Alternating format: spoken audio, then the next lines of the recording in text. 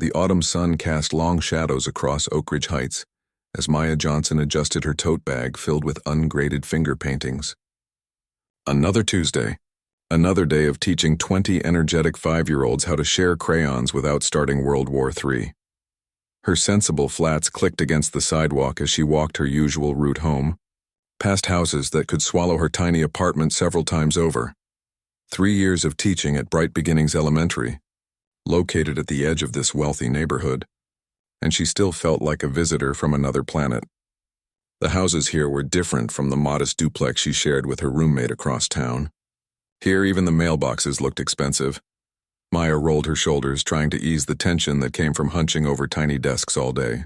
The breeze carried the scent of freshly cut grass, probably maintained by one of the many landscaping crews that kept these properties looking perfect. A passing car slowed slightly as the driver, a woman with oversized sunglasses, gave Maya a curious glance before accelerating away. Just another day of not belonging, Maya whispered to herself with a small smile. She didn't mind the feeling, not really. Her world was centered around her classroom, her kids, her passion. The walls of room 108 were covered in colorful artwork and inspirational quotes. That's where she belonged. As she rounded the corner onto Magnolia Drive, the grandest street in the neighborhood, Maya spotted movement near the edge of an enormous property enclosed by an ornate iron fence. A little girl with dark pigtails and a bright yellow dress was playing alone, tossing a red ball in the air and attempting to catch it. Each time the ball slipped through her small fingers, she would giggle and try again with determined concentration. Maya recognized her instantly. Sophia Chen. Not one of her students, but she had seen her at joint school events. Sophia attended Westfield Academy, the private school on the other side of the park that cost more per year than Maya's entire college education.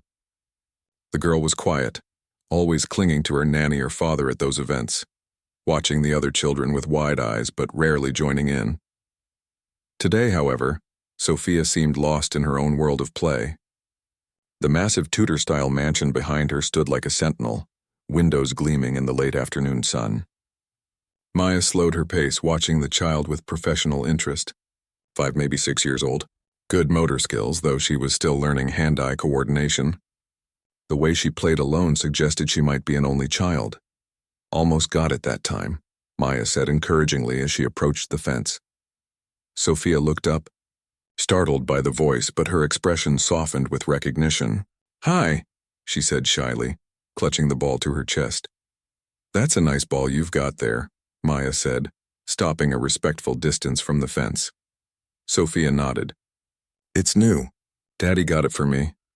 "Your daddy has good taste in balls," Maya said with a warm smile. "I'm Ms. Johnson. I teach kindergarten at Bright Beginnings." "I know," Sophia said, her voice barely above a whisper. "I saw you at the spring concert. You were helping the kids sing." Maya's heart warmed. She remembered that event. A joint concert between the two schools meant to foster community spirit, though it had mainly highlighted the stark differences between them instead. "That's right. You have a good memory," Maya praised. "Are you enjoying first grade at Westfield?" Sophia shrugged, bouncing the ball once. "It's okay. The kids are mean sometimes." The simple honesty of children never failed to catch Maya off guard. "I'm sorry to hear that," she said gently. Kids can be that way when they're still learning how to be friends.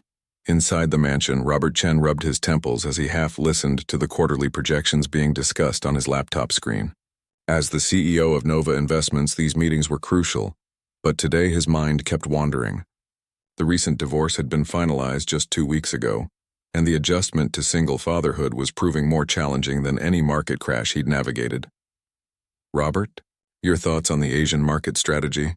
A voice crackled through his speakers. "I think we need to be more aggressive," he answered automatically, his eyes drifting to the window where he could see his daughter playing near the fence. At least the new nanny had listened when he'd asked for Sophia to get more outdoor time. The child psychologist had suggested it might help with the behavioral issues that had started when her mother left. He should be out there with her, he thought guiltily. But this call would determine millions in investments, and the board was already questioning his focus lately. "I agree with Chen," another voice chimed in from the call. "The Singapore office has been underperforming." Robert forced his attention back to the screen, to the faces of his executive team spread across the globe. Let's revisit the third quarter projections, he said, clicking through to another document. One more glance at Sophia confirmed she was still safely playing, now chatting with someone at the fence. Probably another nanny from the neighborhood walking their charge. Outside, Maya checked her watch. She should be heading home. Papers to grade, tomorrow's lesson to finalize, and her roommate was making her famous lasagna tonight.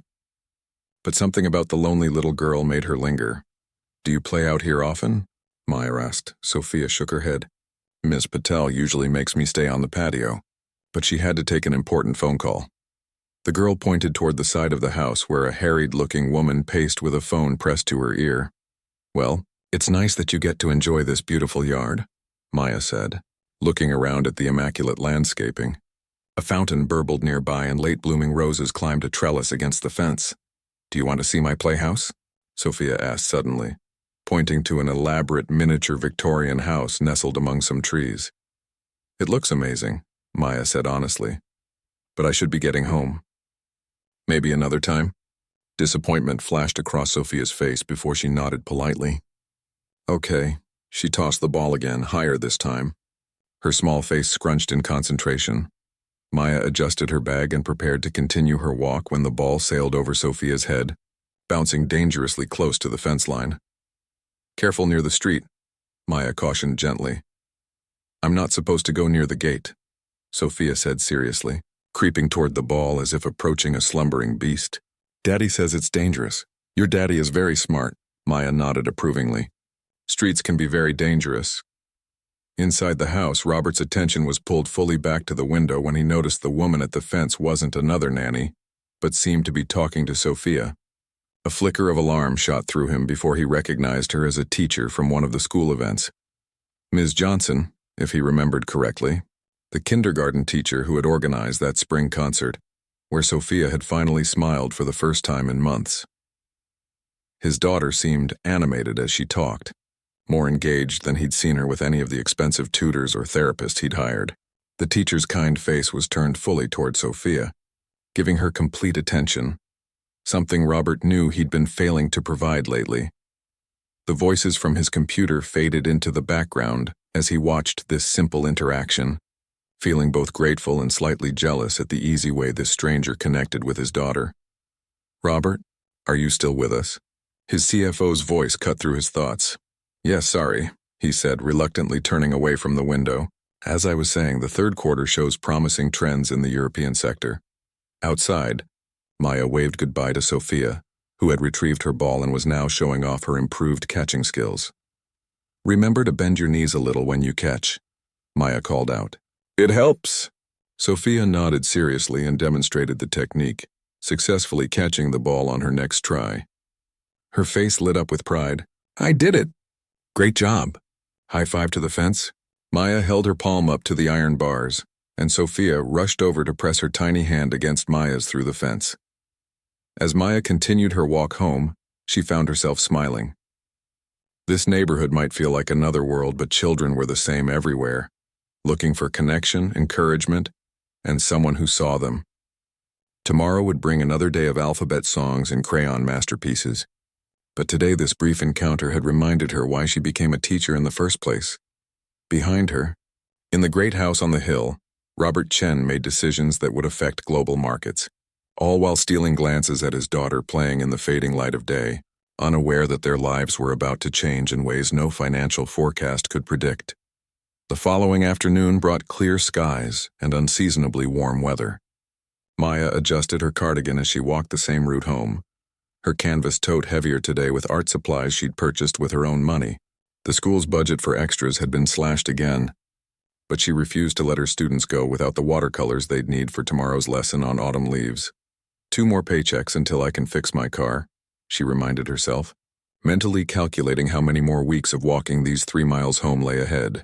The exercise was good for her, she reasoned, and the path through Oak Ridge Heights was certainly scenic, even if it sometimes made her feel like an outsider looking in.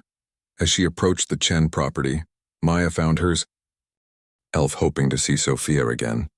There was something about the quiet girl that tugged at her heart, perhaps the hint of loneliness she recognized from her own childhood. Sure enough, there was Sophia, this time bouncing her red ball against the wide stone steps leading up to the mansion. The nanny from yesterday was sitting nearby on a stone bench, alternating between watching Sophia and scrolling through her phone. The woman looked exhausted, Maya thought. Caring for children was demanding work, something many people failed to appreciate. Inside his home office, Robert Chen was wrapping up another video call. This one had gone better than yesterday's, with the Singapore office reporting better than expected returns. He should feel satisfied, but the throbbing behind his temples told a different story. 6 straight hours of calls with only a 10-minute break to check on Sophia at lunch. We'll reconvene tomorrow to finalize the acquisition paperwork, he told his team, closing his laptop with a decisive click. Finally, a moment to breathe.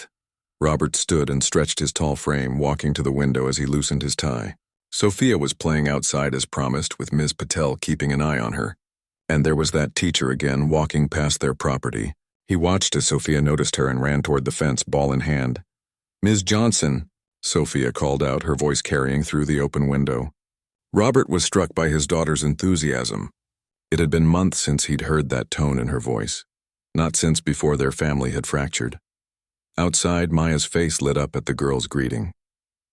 "Hello again, Sophia. How's your catching coming along?" "I've been practicing, watch." Sophia tossed the ball high and caught it with only a slight fumble. "I remembered to bend my knees." "That's excellent form," Maya praised, stopping at the fence. "You're a fast learner." Ms. Patel looked up from her phone and gave Maya a polite nod of acknowledgement before returning to her screen. Maya didn't mind. Childcare workers deserved their breaks too. "Do you walk past my house every day?" Sophia asked, bouncing the ball once. "Every weekday," Maya explained. "My car is being fixed, so I'm walking home from school." "Where's your school?" "Just down that way." Maya pointed back the direction she'd come. "The brick building with the rainbow mural on the playground wall." "My school doesn't have a rainbow," Sophia said thoughtfully. "It has a statue of a man on a horse," Maya laughed. "Well, every school is different. Just like every student is different." Robert watched this interaction with interest. Sophia was chattering away, more animated than she'd been with any of her expensive private school teachers or the child psychologist who charged $300 an hour. There was something refreshingly genuine about Ms. Johnson's manner. No condescension, no forced enthusiasm, just authentic interest. He considered going outside to join them, to thank the teacher for being kind to his daughter, but another incoming call lit up his phone screen, the Tokyo office, probably with questions about tomorrow's presentation. With a sigh, he answered, turning away from the window. Outside, Maya noticed the time on her watch. "I should get going, Sophia. I have papers to grade before dinner. Can you come play tomorrow?" Sophia asked hopefully. "I'll wave if I see you," Maya promised, "but I can't always stop to chat. Teachers have homework too." Sophia giggled at this idea, then spotted something across the street that made her eyes widen. "Look, a puppy." Maya turned to see a golden retriever puppy being walked by an older gentleman on the opposite sidewalk. "That's a cute one," she agreed. "I want a dog, but Daddy says not yet," Sophia explained, her eyes tracking the puppy's playful bouncing. "He says we have to get situated first."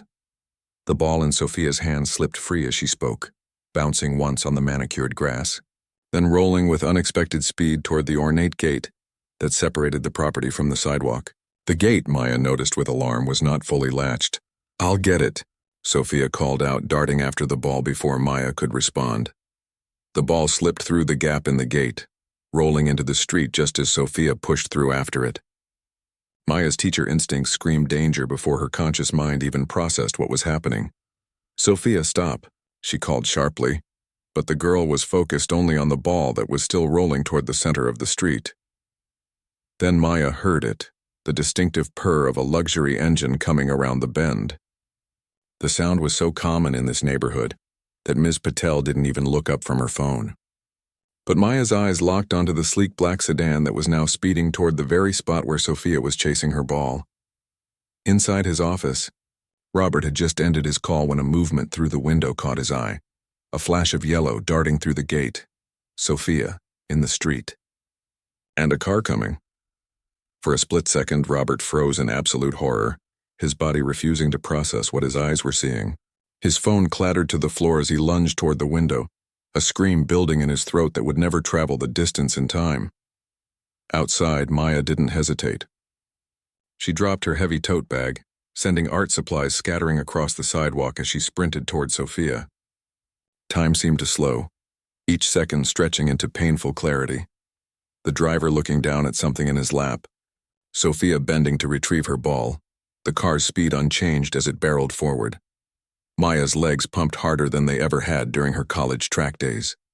3 strides brought her to the gate, another 2 into the street.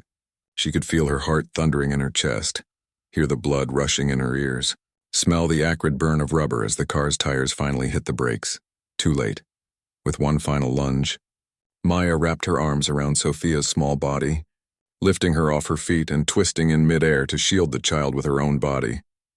The momentum carried them rolling toward the opposite curb as the car swerved, missing them by inches. The driver blared his horn angrily without stopping, the sound Dopplering away down the street. For a moment they lay in the grass of the neighboring property, Maya's arms still protectively around Sophia. The little girl's face was pressed against Maya's shoulder, her body trembling. "You're okay?" Maya breathed, her own voice shaky as she quickly assessed Sophia for injuries. "You're okay, sweetie. I've got you." Sophia's eyes were wide with delayed fear as she looked up at Maya. "The ball," she whispered. "Forget the ball," Maya said firmly, sitting them both up and brushing grass from Sophia's hair. "Are you hurt anywhere?" Sophia shook her head, then suddenly burst into tears, the delayed reaction hitting her all at once. Maya pulled her close, rocking her gently as the nanny finally noticed the commotion and came running toward them, face pale with shock. In his office, Robert had watched the entire scene unfold in what felt like both an eternity and an instant. He had seen Maya's immediate reaction, her speed, the way she'd put herself between his daughter and danger without a second of hesitation. His legs finally unlocked as he saw them both safely on the grass, and he bolted from his office, taking the stairs 2 at a time, his heart in his throat. By the time he burst through the front door and sprinted across the lawn, Maya was walking a still sniffling Sophia back toward the gate, the nanny following behind looking mortified and making rapid apologies in multiple languages. "Sophia," Robert called, his voice raw with fear and relief as he reached the gate and pulled his daughter into his arms, lifting her off the ground in a fierce embrace. "Daddy, I'm sorry." Sophia hiccuped against his shoulder. "My ball went in the street." Robert couldn't speak for a moment, just held his daughter tightly, his eyes meeting Maya's over Sophia's head. The look they exchanged contained volumes, his overwhelming gratitude meeting her relieved exhaustion. "You saved her," he finally said, his voice barely steady. "You saved my daughter." Maya brushed dirt from her skirt, suddenly aware of how disheveled she must look. "Anyone would have done the same," she said quietly. But they both knew that wasn't true.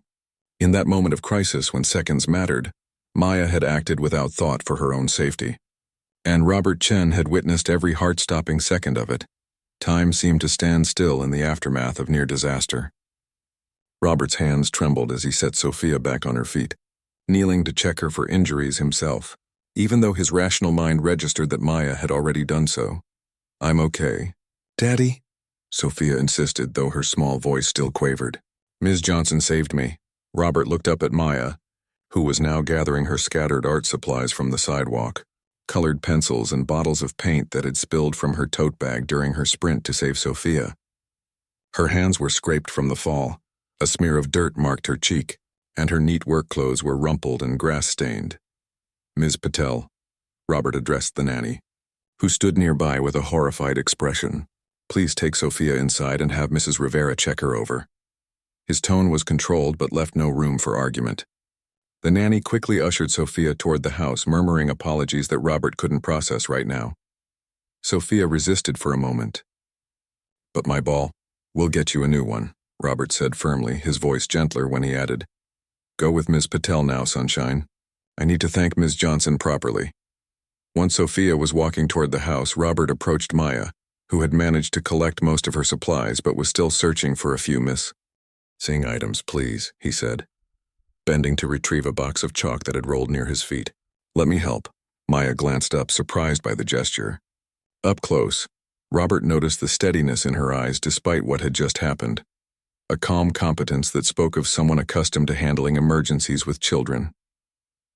"Thank you," she said simply, accepting the chalk. Their fingers brushed during the exchange, and Robert was struck by how strong her hands were, hands that had just saved his daughter's life. "I saw everything from my window," he said, his voice finally betraying the emotion he was struggling to contain. "If you hadn't been here, if you hadn't reacted so quickly." He couldn't finish the thought. Maya zipped her tote closed, straightening up to face him properly. "But I was, and she's safe. That's what matters." Dark clouds had been gathering overhead throughout the afternoon, and now the first fat raindrops began to fall, speckling the sidewalk around them. Neither moved. "You're a teacher?"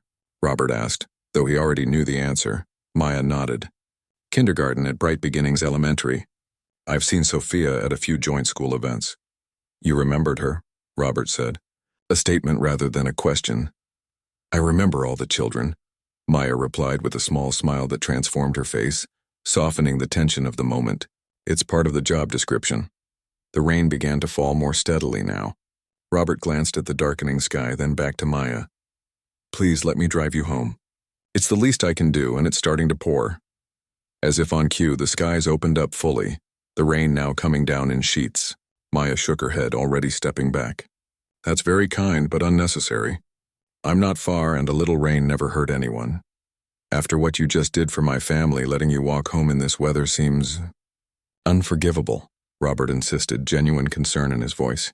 Maya adjusted her now soaking tote bag on her shoulder. "Mr. Chen, Robert, please, Robert," she amended. "Your daughter needs you right now. She's had a scare, and while she seems physically fine, she might need reassurance.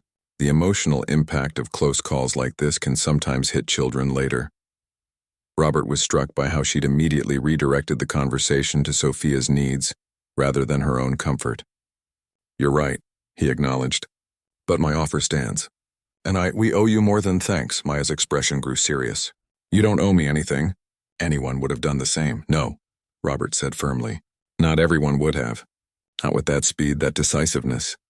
He ran a hand through his hair, now wet from the rain. "I froze.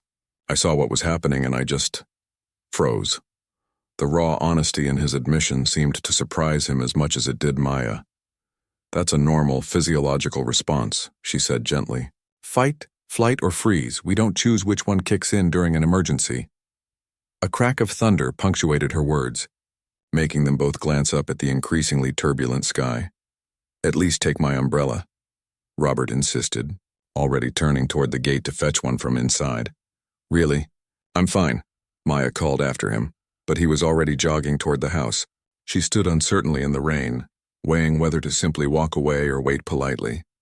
Inside the mansion, Robert found Sophia sitting on a kitchen stool while the housekeeper, Mrs. Rivera, examined a small scrape on her elbow, the only physical evidence of her close call. His daughter's eyes were still wide, processing the afternoon's events. "Is Miss Johnson still here?" Sophia asked immediately upon seeing him. "She's leaving, but I didn't say thank you," Sophia cried, sliding off the stool before anyone could stop her. She darted past her father and toward the front door. "Sophia, wait," Robert called, hurrying after her. Outside, Maya had decided to continue her walk home despite the downpour. She'd taken only a few steps when she heard the front door of the mansion open behind her. "Ms. Johnson, wait." She turned to see Sophia running down the front steps, barefoot now, with Robert following close behind with an umbrella.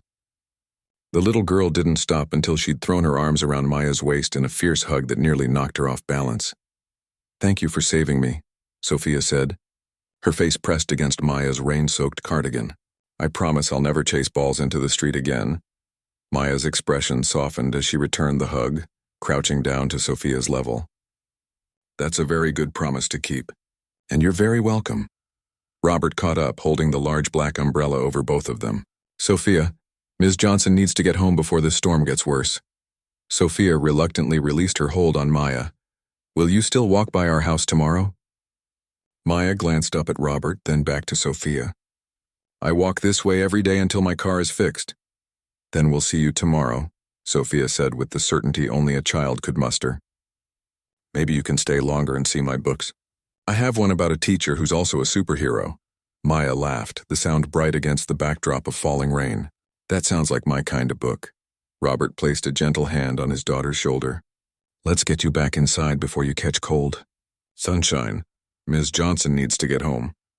Sophia nodded reluctantly, then surprised both adults by taking each of their hands in hers, creating a momentary connection between all three of them. "Tomorrow," she said firmly, before releasing them and running back toward the house where Mrs. Rivera waited at the door with a towel. Alone again, Robert offered Maya the umbrella. "Please take this at least." Maya shook her head. "Keep it. I'm already soaked through and it's not far." As if to demonstrate her point, she pushed her wet hair back from her face, revealing a small cut near her hairline that she hadn't even noticed in the chaos.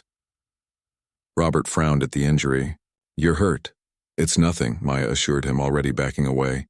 "Really, I've had worse paper cuts from art projects. Let me call you a car service then." "Mr. Chen." "Robert," Maya said firmly. "Go be with your daughter. She needs you more than I need a dry ride home." Something in her tone made him realize further insistence would only make her more uncomfortable. He nodded slowly. "Will we see you tomorrow then?" "Sophia seems determined." Maya smiled despite the rain streaming down her face. "If it's not storming like this, probably. I do tend to keep my promises to children." "Thank you," Robert said again, the simple words carrying the weight of everything he couldn't adequately express. His gratitude, his admiration, his awareness that words were insufficient. Maya nodded once, turned and continued her walk home through the downpour, her silhouette gradually fading in the gray curtain of rain. Robert stood watching until she disappeared around the corner, the umbrella hanging unused at his side. Rain soaking through his expensive suit as he contemplated how quickly life could change, how it could have ended, and how it was now beginning to shift in ways he couldn't yet understand. 2 weeks passed in a blur of routine. Maya's car remained in the shop, parts delayed and costs mounting, so her daily walks through Oak Ridge Heights continued. True to her word, she waved to Sophia whenever the girl was outside, sometimes stopping for brief chats if time allowed. She hadn't spoken to Robert again, though she occasionally spotted him watching from windows or the porch, always with a respectful nod of acknowledgement from a distance. The morning air held the first real bite of autumn, as Maya arranged finger paints at her classroom's art station. She'd arrived early, as she did most days, to prepare the room before her students arrived. The familiar sense of crayons and glue filled the air, a perfume she preferred over anything sold in fancy bottles. A knock at her classroom door pulled her attention away from color sorting. Principal Howard stood in the doorway, his normally cheerful face oddly somber. "Morning, Tom," Maya greeted, immediately sensing something was wrong. "Everything okay?" "Staff meeting before the bell," he said quietly. "My office, 15 minutes. Maya's stomach tightened. Unscheduled staff meetings were never good news. "Should I be worried?" Principal Howard's mouth formed a tight line. "Just be there, please." He turned to leave, then paused. "And Maya? Maybe hold off on opening those new paint bottles." After he left, Maya stared at the unopened supplies she'd just set out. Bright Beginnings wasn't a wealthy school by any stretch, but they'd always managed to provide basics for their students. Until now, apparently. 15 minutes later, Maya joined her colleagues in Principal Howard's cramped office. 20 teachers squeezed into a space designed for 10, perching on desk edges and leaning against filing cabinets. The atmosphere was thick with tension. "Thank you all for coming in early," Principal Howard began, no trace of his usual warmth. "I won't sugarcoat this. The district budget committee held an emergency session last night. Effective immediately, all non-essential spending is frozen. Bright Beginnings is facing a 20% budget cut for the remainder of the school year." A collective gasp filled the room, followed by urgent whispers. Maya felt her heart sink. 20% wasn't a trim. It was an amputation. "What does this mean for us practically?" asked Mr. Lee, the 4th grade science teacher. Principal Howard ran a hand over his thinning hair. "It means our arts program is suspended. No more music classes, no theater, no new art supplies. Field trips canceled. After-school programs limited to basic supervision only." He paused, visibly struggling. "And I'm sorry to say this, we need to reduce staff. 3 teaching positions and 2 aides will be eliminated." The silence that followed was deafening. Maya felt Ms. Washington, the first-year teacher beside her, begin to tremble. "Who's being let go?" someone finally asked. "That hasn't been determined yet," Principal Howard answered. "The district is using the last-in, first-out policy, but there may be some exceptions based on specialized certifications." Maya reached for Ms. Washington's hand, squeezing it reassuringly. Being newest, she would almost certainly be on the chopping block. When will we know? Maya asked. By the end of next week, Principal Howard replied, not quite meeting her eyes. I'm fighting for all of you, I promise. But the district is dealing with cuts from the state level and… He spread his hands helplessly. The school bell rang, cutting through the heavy silence. Principal Howard straightened his shoulders. We still have students arriving in 10 minutes. Whatever happens, they deserve our best today. Questions will have to wait until lunch. The teachers filed out silently, each lost in their own thoughts. Maya returned to her classroom where the colorful morning message on her board, "Today is an amazing day for learning," now seemed painfully ironic. The school day passed in a fog.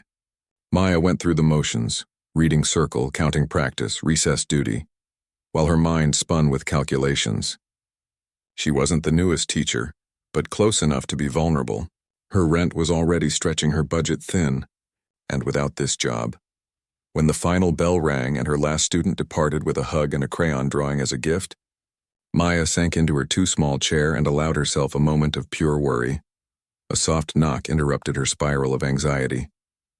Principal Howard stood at her door again, but this time with an unexpected smile. "Emergency staff meeting," he announced, his tone completely transformed from that morning. And this time, it's good news. 10 minutes later, the staff reconvened in the library, the largest space in their small school. Principal Howard stood at the front, practically bouncing on his toes, a stark contrast to his demeanor that morning. "I just got off the phone with the district superintendent," he began, unable to contain his smile. "Something extraordinary has happened. An anonymous donor has come forward with a pledge to cover our entire budget shortfall, plus establish a new arts and enrichment endowment for the school." Disbelieving murmurs rippled through the room. Maya exchanged glances with Miss Washington, both afraid to hope this was real. "Is this a joke?" asked Mrs. Patel, the veteran third-grade teacher who had weathered too many budget crises to trust good news. "Not a joke," Principal Howard assured them. "The money is real, and it's already been transferred to the district. No staff cuts, no program eliminations. In fact, we'll be expanding our arts and music offerings and establishing a new scholarship program for our students." A cheer erupted, teachers embracing each other in relief and joy. Maya found herself laughing through unexpected tears. "There's more," Principal Howard continued once the noise died down. "The donor's representative will be here tomorrow to discuss the details of the endowment. Apparently, they have some specific ideas about community outreach programs they'd like us to develop." As the meeting dissolved into excited chatter, Maya slipped out quietly. Her relief was immense, but a small voice inside her couldn't help wondering about the timing. Anonymous wealthy donors didn't just appear out of nowhere to save struggling elementary schools. It felt almost like a fairy tale, the kind she read to her students, where help arrived at the perfect moment from unexpected places. The next afternoon, Maya was helping her students with finger painting, using the supplies she'd been told to keep unopened just yesterday, when Principal Howard appeared at her door with a visitor. "Maya, do you have a moment?" he asked. "This is Ms. Lin from the Chen Foundation." Maya's hands froze in the act of helping a small boy wash paint from his fingers. The Chen Foundation. It couldn't be coincidence. Ms. Lin, a sharp-eyed woman in a crisp suit, smiled professionally. "Ms. Johnson, I've heard wonderful things about your classroom. Would you be available to join our meeting after school? Principal Howard says you have some excellent ideas about community outreach." Yes, of course," Maya managed, her mind racing. 3:30? "Perfect," Ms. Lin nodded. "We'll see you in the conference room." After they departed, Maya finished the painting activity on autopilot, her thoughts swirling. The Chen Foundation. Robert Chen. It had to be him behind the donation, but why? And how had he known about the school's troubles? At precisely 3:30, Maya arrived at the small conference room to find Principal Howard, Ms. Lin, and two other administrators already seated around the table covered with architectural plans and program proposals. "Ah, Ms. Johnson," Principal Howard beamed. "We were just discussing the new community center addition the Chen Foundation wants to fund. They're particularly interested in your input on the after-school programs." For the next hour, Maya listened and contributed to discussions about expansions and initiatives that had existed only in teachers' dreams until now. Every suggestion was met with enthusiasm from Ms. Lin, who took detailed notes and occasionally mentioned, Mr. Chen will be pleased with this direction. As the meeting concluded, Ms. Lin gathered her materials and handed Maya a business card. Mr. Chen asked me to give you this personally. He would appreciate a call at your convenience. Maya stared at the heavy, cream-colored card with its embossed lettering. Robert Chen, CEO, Nova Investments. A direct number was handwritten on the back. Thank you, Maya said carefully. May I ask? Is the Chen Foundation's interest in our school recent? Ms. Lin's professional smile softened slightly. Very recent, Mr. Chen has become aware of the important work being done here, particularly by certain dedicated teachers. After Ms. Lin departed, Principal Howard pulled Maya aside, his face alight with excitement. Do you have any idea why Robert Chen, one of the wealthiest men in the city, has taken such an interest in our little school?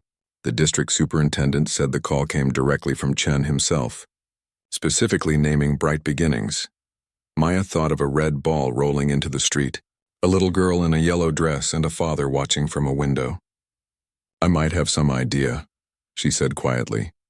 That evening, after grading papers at her small kitchen table, Maya finally gathered her courage and dialed the number on the card. It rang only once before a familiar voice answered.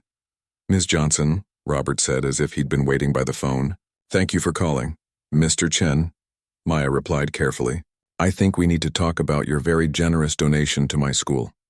6 months passed like the turning of pages in a storybook.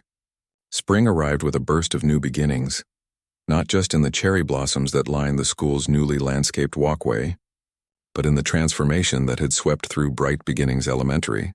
Maya adjusted the community open house banner, hanging in the school's brand new multi-purpose room. What had once been a dingy storage area was now a bright space with gleaming floors and walls covered in student artwork. Through the windows, she could see families arriving for the celebration, children pulling parents eagerly toward the entrance. Need any help with that? A now familiar voice asked. Maya turned to see Robert standing in the doorway, looking more relaxed than she'd ever seen him in their initial encounters. Gone was the formal business attire, replaced by casual slacks and a simple button-down shirt. I think I've got it, she said, stepping back to assess the banner's straightness, though I'm still getting used to being on this side of event planning. That first phone call 6 months ago had changed everything. What started as Maya's determined confrontation about Robert's anonymous donation had evolved into a series of honest conversations, first about his gratitude, then about education, community needs, and eventually about their personal lives and values. When Robert had suggested creating a new position for a community outreach director, Maya had initially resisted what felt like charity. I don't need special treatment, she told him firmly during one of their weekly coffee meetings to discuss the school's progress. It's not about you, he'd replied with equal firmness. It's about the children who need an advocate like you in a position with real influence. Now, as director of community outreach, Maya divided her time between teaching and developing programs that connected Bright Beginnings to the wider neighborhood. Today's open house would showcase 6 months of that work: free literacy classes for adults, weekend arts programs, and a food pantry that served school families and beyond. Daddy, Ms. Maya, look what I made. Sophia came bounding into the room, proudly holding a painting of 3 stick figures holding hands under a rainbow. Robert knelt to examine the artwork with appropriate seriousness. This is museum quality, Sunshine. Who are these people? That's you, Sophia pointed, and that's Ms. Maya, and that's me in the middle.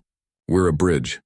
Maya and Robert exchanged a quick glance over Sophia's head, a moment of shared understanding about the perceptiveness of children. A bridge, huh? Robert asked, tucking a strand of hair behind his daughter's ear. That's a pretty big job for someone your size. Ms. Maya says even little people can connect big things, Sophia stated with the confidence of repeating a beloved classroom mantra. Ms. Maya is very wise, Robert agreed, his eyes meeting Maya's with warmth that had grown comfortable between them. When Sophia had first asked to transfer to Bright Beginnings, to Ms. Johnson's school, Robert had hesitated. Westfield Academy had prestige and connections that could benefit his daughter's future. But watching Sophia blossom under Maya's occasional guidance had made the decision surprisingly easy. Now, 3 months into her time as a student at Bright Beginnings, Sophia had transformed from the shy, uncertain child by the fence to a chatterbox who made friends easily, and raised her hand first when volunteers were needed. The guests are starting to arrive, Maya noted, glancing at the families gathering in the hallway. I should get to my station. Before you go, Robert said, reaching into his pocket, I have something for you. A small token for today. He handed her a small box that fit in her palm. Robert, we talked about this, Maya said with a sigh that carried no real annoyance. No more gifts. After the initial donation, there had been other gestures. A new car delivered to her apartment, a transportation safety measure, he'd insisted, offers to help with her student loans, which she'd firmly declined, and numerous smaller thoughtful items that she'd reluctantly accepted only when they benefited her students. It's not from me, Robert clarified. It's from Sophia, and it's for everyone, not just you. Intrigued, Maya opened the box to find a small silver pin in the shape of two hands reaching toward each other. For our bridge builders, Robert explained as Sophia beamed, one for each teacher and staff member. Sophia designed it. I drew it. And Daddy's friend made them real, Sophia added proudly. Maya felt a familiar warmth spread through her chest, the feeling that had been growing each time she witnessed the changes in both Sophia and Robert. Not gratitude, not obligation, but something deeper and more equal. A connection built on shared values rather than a single dramatic moment. It's perfect, she said simply, pinning it to her lapel. Thank you both. The open house proceeded better than Maya could have hoped. Parents from Oak Ridge Heights mingled with families from the apartments across the tracks. Children dragged adults from one display to another, proudly showing off their projects and introducing their friends.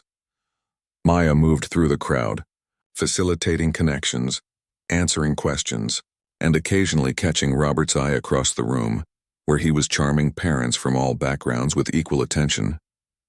No one would guess he'd donated millions to the school. He'd insisted on keeping that private, allowing other wealthy parents to believe they'd discovered bright beginnings on their own.